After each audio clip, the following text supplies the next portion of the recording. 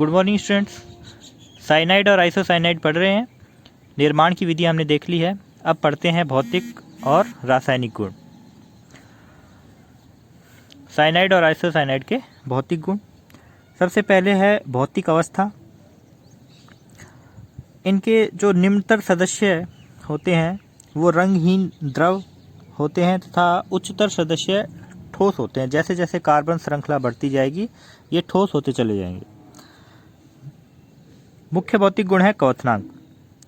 इनके क्वथनांक उच्च होते हैं क्योंकि ये ध्रुवीय होते हैं, अतः इनके अणुओं के मध्य परबल अंतराणुक आकर्षण बल पाए जाते हैं, जिससे इनके क्वथनांक उच्च पाए जाते हैं। यानी कि साइनाइड और आइसोसाइनाइड के क्वथनांक समान अणुभार वाले हाइड्रोकार्बन से ज़्यादा होते हैं। क्या कारण होगा? उसका कारण यही है कि साइनाइड हो चाहे आइसोसाइनाइड हो, ये ध्रुवीय अणु होते हैं। CN समूह ध्रुवीय समूह होने के कारण इनके जो अणु हैं उनके मध्य अंतराणुक आकर्षण बल पाया जाता है, जिसके कारण इनके अणुओं के मध्य जो बंध है या आकर्षण है उसको तोड़ने के लिए ज़्यादा ऊर्जा की आवश्यकता पड़ेगी। इसका मतलब क्वथनांक भी इनका ज़्यादा होगा।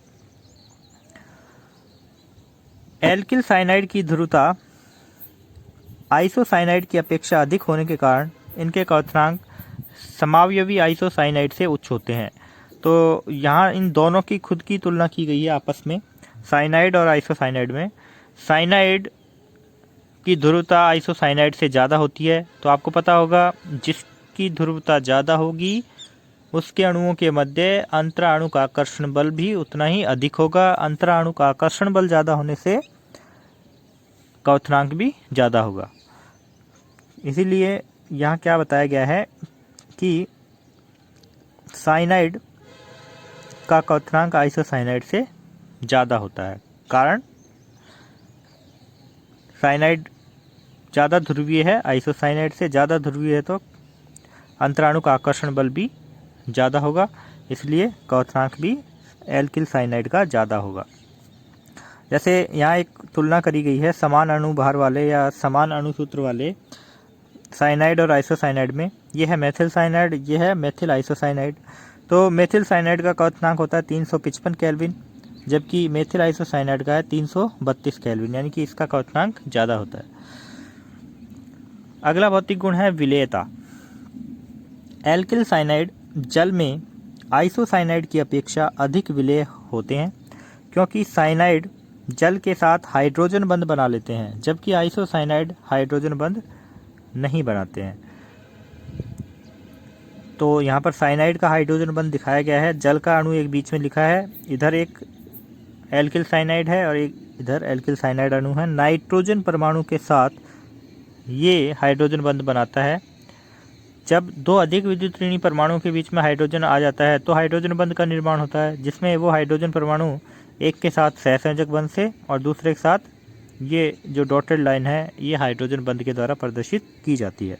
तो इधर भी इसको आइसोसाइनाइड मत समझ लेना, आर से अनुमान लगाओ कि ये साइनाइड है या आइसोसाइनाइड। आर कार्बन से जुड़ा हुआ है इसलिए ये क्या है, साइनाइड ही है।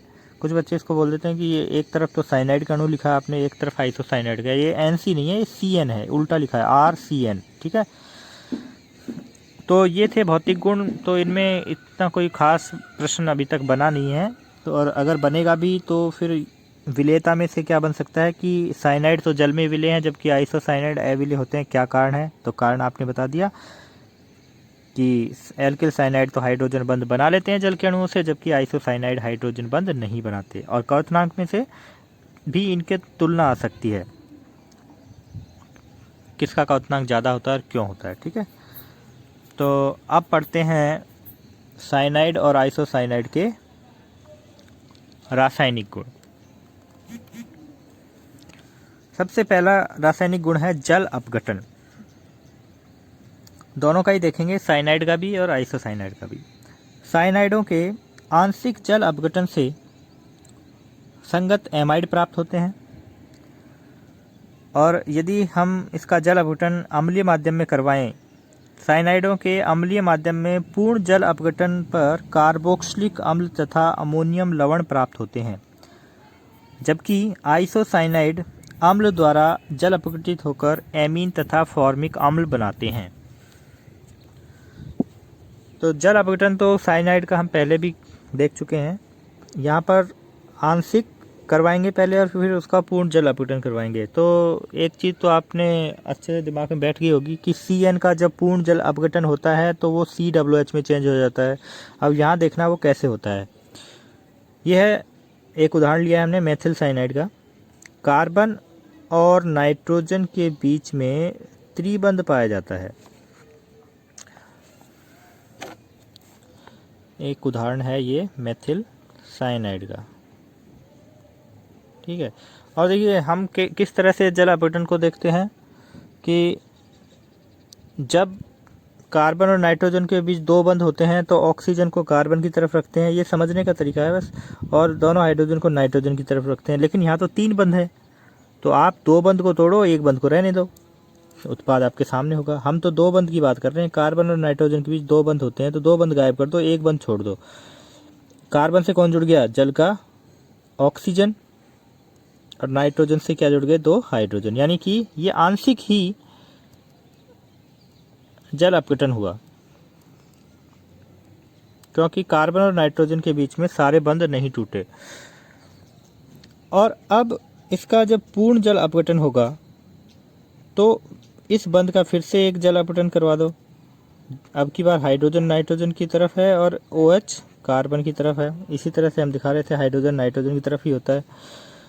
तो अब देखो क्या बना, इस तरफ ये बंध टूट गया, CH3 C double bond O इस कार्बन के साथ ये OH जुड़ गया, तो ये बना कार्बोक्सिलिक अम्ल, एसिटिक अम्ल, और ये बन गया NH3। तो पूर्ण जल अपघटन अम्लीय माध्यम में होता है, यानी कि अम्ल के रूप में हमने HCl लिया है, तो वो HCl जो विलयन में उपस्थित है इस अमोनिया के साथ अभिक्रिया कर लेता है तुरंत ही, और किसका निर्माण करता है? NH4Cl का। तो अंतिम उत्पाद के रूप में हमें अम्ल और लवण प्राप्त होते हैं, अमोनियम लवण जिसे बोलते हैं, यही लिखा गया है। यहाँ देखिए, इसका आंशिक जल अपघटन हुआ, एमाइड बना, और इस एमाइड में इस कार्बन नाइट्रोजन का जल अपघटन करवा दिया बंध का, तो एसिटिक अम्ल और अमोनिया बनी। अमोनिया अम्लीय माध्यम में उपस्थित HCl के अणुओं के साथ अभिक्रिया करके अमोनियम लवण का निर्माण करती है।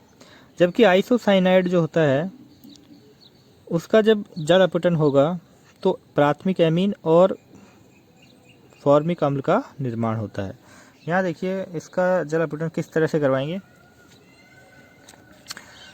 तो एक चीज़ तो हमेशा ध्यान रखो कि जब भी आइसोसाइनाइड रासायनिक अभिक्रिया करेगा तो नाइट्रोजन और कार्बन के बीच में ट्रिपल बॉन्ड की जगह 2 ही बंध का हम अनुमान लगाते हैं, समझ गए, अभिक्रियाओं में। ये तीसरा बंध तो नाइट्रोजन के द्वारा दिए गए लॉन पेयर की वजह से होता है, और जब ये अभिक्रिया ही कर रहा है तो लॉन पेयर नाइट्रोजन वापस ले लेता है कि भाई अब तो अभिक्रिया कर रहे हैं, क्या पता वैसे ही स्थायी हो जाए कोई नया उत्पाद बनाकर, इसलिए अभिक्रिया में ये उपसहसंयोजक बंध भाग नहीं लेता। तो अब इसका जल अपघटन करवाइए। इस बंध का जल अपघटन होगा तो नाइट्रोजन की तरफ हाइड्रोजन और कार्बन की तरफ जल का OH होगा, ठीक है। दूसरे बंध का जल अपघटन होगा, नाइट्रोजन की तरफ हाइड्रोजन है, कार्बन की तरफ OH है, दोनों बंधों का जल अपघटन हो गया, तो इधर क्या बनी? CH3NH2।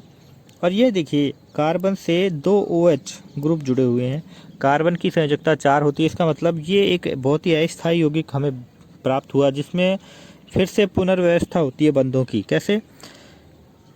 OH किसी एक OH बंध या OH समूह का ऑक्सीजन अपने लोन पेयर इस कार्बन को देता है, एक बंध यहाँ कार्बन ऑक्सीजन के बीच अतिरिक्त बनता है, तो ऑक्सीजन अपने इस OH बंध के इलेक्ट्रॉनों को खींच लेता है यहाँ से, ऑक्सीजन इस हाइड्रोजन को H+ के रूप में निकाल देता है, सीधी सी बात है, और ये हाइड्रोजन जाकर इस कार्बन से ही जुड़ जाता है।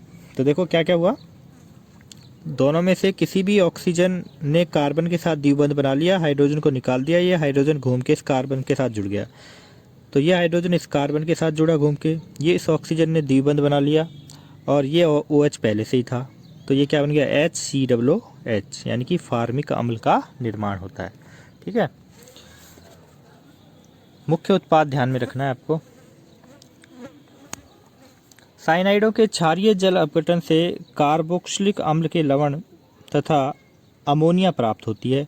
तो यहाँ देखिए, पहला जल अपघटन आंशिक तो वैसे ही एमाइड बनेगा, और एमाइड का करवाते हैं तो देखो एक बार कार्बोक्सिलिक अम्ल जरूर प्राप्त होता है, CH3COOH बनता है, लेकिन वो अम्ल होता है, वो अम्ल विलयन में उपस्थित क्षार के साथ अभिक्रिया करके लवण का निर्माण कर लेता है, कार्बोक्सिलिक अम्ल का एसीटेट लवण का निर्माण कर देता है, सोडियम एसीटेट लवण का निर्माण हो जाता है। ठीक है, तो अंत में उत्पाद क्या होगा वो आपको देखना है कि अम्लीय माध्यम में अभिक्रिया हो रही है या क्षारीय माध्यम में। तो अम्लीय माध्यम में होगी तो ये NH3 उस विलायक के अणु के साथ अभिक्रिया करेगा या विलायक में उपस्थित अम्ल के साथ अभिक्रिया करेगा, और क्षारीय माध्यम में होगी तो ये एसिटिक अम्ल उस क्षार के साथ अभिक्रिया करेगा। ठीक है, ये ध्यान रखना है। इसके बाद है अपचयन। अपचयन दो तरह का है, पूर्ण अपचयन और आंशिक अपचयन। दोनों ही अभिक्रिया हम पढ़ चुके हैं पहले भी, फिर से रिपीट कर लेते हैं। पूर्ण अपचायक के रूप में लिथियम एल्यूमिनियम हाइड्राइड ले सकते हैं, बुओ बलांक अपचायक ले सकते हैं जिसमें Na और एथेनॉल का मिक्सचर होता है, प्लेटिनम ले सकते हैं, निकिल और हाइड्रोजन गैस का मिक्सचर ले सकते हैं। जब अपचयन बुओ बलांक अपचायक द्वारा किया जाता है तो अभिक्रिया मेंडियस अभिक्रिया कहलाती है, और आइसोसाइनाइड के अपचयन पर द्वितीयक एमीन प्राप्त होते हैं। ठीक है, देखिए कार्बन और नाइट्रोजन के बीच 3 बंध होते हैं, अपचयन बार बार देख चुके हैं, फिर से देख लेते हैं। कार्बन नाइट्रोजन के बीच त्रिबंध है, तो इसमें 2 बंधों का अपचयन हो जाता है। इस बंध का अपचयन हुआ तो कार्बन को हाइड्रोजन मिल गई, नाइट्रोजन को मिल गई। इस बंध का अपचयन हुआ, कार्बन को हाइड्रोजन मिली, नाइट्रोजन को हाइड्रोजन मिली, तो इस किसका निर्माण हुआ, RCH2NH2। तो ये तो साइनाइड का पूर्ण अपचयन था, तो प्राथमिक एमीन बनी। और आइसोसाइनाइड का जब पूर्ण अपचयन होता है तो देखिए, आपको मैं बार बार कह रहा हूँ कि रासायनिक अभिक्रिया में आइसोसाइनाइड के बीच में 2 ही बंध दिखाते हैं। अब एक बंध रहना है इनके बीच में, एक ही बंध का अपचयन होगा। यहाँ 3 होते तो 2 का हो जाता, 2 है तो एक ही बंध का अपचयन हुआ। तो नाइट्रोजन को हाइड्रोजन मिली और कार्बन को एक हाइड्रोजन मिल गई। कार्बन के पास 2 इलेक्ट्रॉन और होते हैं जो अबंधित होते हैं, वो दोनों ही इलेक्ट्रॉनों को एक एक इलेक्ट्रॉन और मिल जाता है इस कार्बन को, और एक एक हाइड्रोजन मिल जाती है अपचायक से। तो 2 हाइड्रोजन और मिल जाती हैं सिर्फ इस कार्बन को। एक तो पहले मिल चुकी थी बंध के अपचयन से, और 2 इलेक्ट्रॉन के साथ 2 हाइड्रोजन और मिल जाते हैं, जिससे ये एक स्थायी यौगिक का निर्माण होता है। तो ये क्या बना, RNHCH3, यानी कि ये द्वितीयक एमीन का निर्माण होता है जब आइसोसाइनाइड का अपचयन होता है। ठीक है, पूर्ण अपचयन की बात हो रही है। और आंशिक अपचयन SnCl2 और HCl से अपचयन कराने पर इमीन हाइड्रोक्लोराइड बनते हैं। तो देखिए, इसमें जब आंशिक अपचयन होता है तो साइनाइड का करवा रहे हैं तो एक ही बंध का अपचयन करवाया, एक ही बंध का अपचयन हुआ तो कार्बन को हाइड्रोजन मिली, नाइट्रोजन को हाइड्रोजन मिली। .HCl यहाँ जो लिखा है इसका सिर्फ यही मतलब है कि ये जो इमीन बना ये किसमें, HCl में विलय है। ये जो इमीन बना ये HCl में विलय है, HCl में घुला हुआ है। और इसके बाद कार्बन और नाइट्रोजन के बीच ये जो द्विबंध है इसका जल अपघटन करवाया है, यानी कि अपचयन में तो बस ये मुख्य उत्पाद बना। इसके बाद इसका आगे अगर जल अपघटन करवा देते हैं तो जल अपघटन पता ही है हम क्या क्या कह रहे हैं बार बार कि कार्बन नाइट्रोजन के बीच 2 बंध हैं, तो ऑक्सीजन तो जल का दिखाएंगे कार्बन की ओर, दोनों हाइड्रोजन दिखाएंगे नाइट्रोजन की ओर। तो ये क्या बना, CH3CHO। ये क्या बना, NH3 into HCl। NH3 HCl आपस में क्रिया करके क्या बना लेंगे, NH4Cl। समझ गए बात को, स्टीफन अभिक्रिया है, वहाँ इसको हमने डिटेल में समझा हुआ है। तो ये आएगी तो वहीं से आएगी, या फिर ये 10 के पाठ में भी आई थी स्टीफन अभिक्रिया। एल्डिहाइड के निर्माण की विधियों में भी आई थी, केवल एल्डिहाइडों के निर्माण की विधि है वहाँ भी आई थी। अब ये तीसरी बार आ रही है, स्टीफन अभिक्रिया है। ठीक है, लेकिन ये आंशिक अपचयन में आ रही है और फिर आगे इसका जल अपघटन करवाया है। तो अगर ये अभिक्रिया आएगी तो स्टीफन अभिक्रिया के नाम से आएगी, या फिर अभिकारक देकर ये लिखेंगे A, ए का जल अपघटन करवाएंगे तो बी और सी क्या बनेगा वो बताना होगा, ठीक है ना। इसके बाद चलते हैं अगले रासायनिक गुण पर। थॉर्प अभिक्रिया बड़ी मज़ेदार अभिक्रिया है, थॉर्प अभिक्रिया, और थोड़ी इम्पोर्टेंट भी हो जाती है टॉपिक के हिसाब से, क्योंकि नाम अभिक्रिया है और कोई भी नाम अभिक्रिया मुख्य तो होती ही है। इसमें क्या है कि एल्किल साइनाइड के दो अणु सोडियम व ईथर की उपस्थिति में संघनित होते हैं। बनने वाला सदस्य इमिनोसाइनाइड परिवार का सदस्य होता है। यहाँ पर एक जैसे ही दो अणु लेंगे और शुष्क ईथर की उपस्थिति में सोडियम से क्रिया करवाएंगे, यानी कि शुष्क ईथर विलायक के रूप में है और सोडियम उसमें डाल देते हैं, तो साइनाइड के दो अणु आपस में संघनित हो जाते हैं या आपस में योगात्मक अभिक्रिया करते हैं। दो अणु आपस में जुड़ेंगे तो देखिए किस तरह से जोड़ना है। कार्बन नाइट्रोजन के बीच त्रिबंध होता है, एक अणु इस पर जोड़ देंगे, दूसरे अणु का हाइड्रोजन और कार्बन। तो देखिए दूसरे अणु का अल्फा हाइड्रोजन और कार्बन बंध तोड़ना है, तो ये हाइड्रोजन प्लस में टूटेगा और ये CH2 माइनस में टूटेगा, और यहाँ इस CN बंध यानी कि पहले अणु के CN समूह के साथ जोड़ना है। तो आपको पता है कि पाई इलेक्ट्रॉन नाइट्रोजन के पास जाते हैं और कार्बन के ऊपर धनावेश आ जाता है, नाइट्रोजन के ऊपर ऋणावेश आ जाता है। तो देखो अब जोड़ना थोड़ा आसान है, ये हाइड्रोजन जुड़ेगा नाइट्रोजन से और ये कार्बन जुड़ेगा इस कार्बन से CH3। इस कार्बन से कौन जुड़ा, ये पूरा समूह CH2 CN, ठीक है। और एक बंध तो टूट गया है, दो बंध बचे हैं कार्बन और नाइट्रोजन के बीच में, और इस नाइट्रोजन से कौन जुड़ा है, हाइड्रोजन। समझ गए बात को। तो यही उत्पाद बनता है। अब देखो यहाँ जो लिखा हुआ है यही उत्पाद लिखा है, लेकिन मैंने क्या किया है या किताब में क्या किया है कि कार्बन श्रृंखला को सीधी ही बना दिया, जिससे थोड़ा देखने में उत्पाद सही लगे, अच्छा लगे।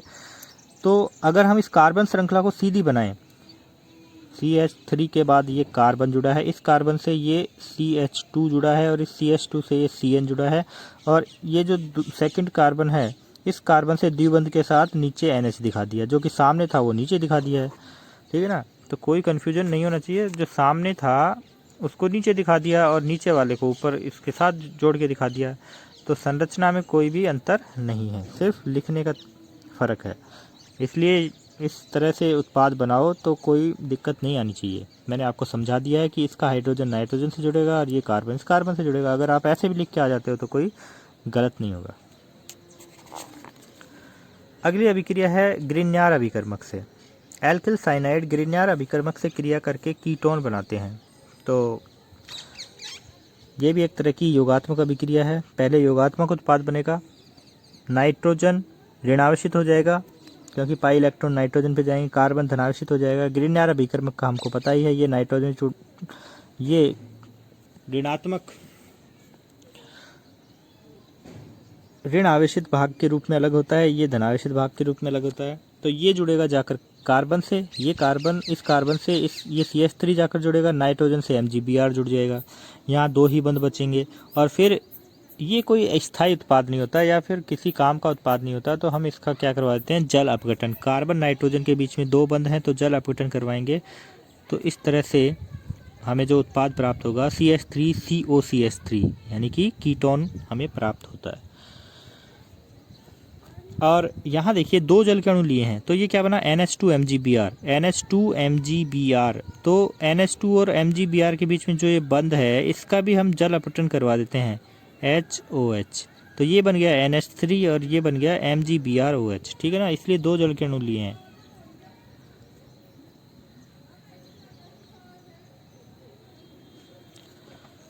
इसके बाद है योगात्मक अभिक्रियाएं। ये सिर्फ आइसोसाइनाइड की अभिक्रियाएं हैं। आइसोसाइनाइड की अनुनादी संरचनाओं से प्रदर्शित होता है कि कार्बन परमाणु पर इलेक्ट्रॉन की कमी होती है। इस कारण यह हैलोजन, सल्फर, ओजोन HGS आदि से संयोग करके HgO यानी कि मर्क्यूरिक ऑक्साइड से संयोग करके योगात्मक यौगिक बनाते हैं। तो देखिए ये ध्यान रखना, ये सिर्फ आइसोसाइनाइड की ही अभिक्रियाएं हैं और आइसोसाइनाइड में यहाँ लिखा ज़रूर है ट्रिपल बॉन्ड, लेकिन आपको मैं बार बार ये की बात समझाता आ रहा हूँ कि जब अभिक्रिया देखेंगे तो इसके बीच में द्विबंध को ही सोचो और कार्बन के ऊपर 2 अबंधित इलेक्ट्रॉन और नाइट्रोजन का लोन पेयर उसे वापस दे दो।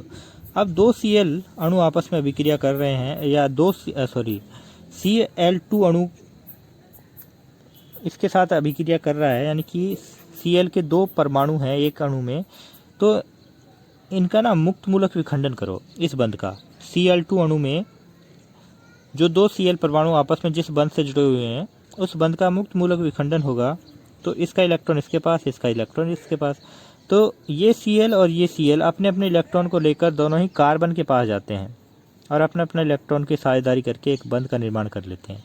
तो देखिए क्या उत्पाद बना, CH3N द्विबंध carbon Cl2 methyl imino carbonyl chloride.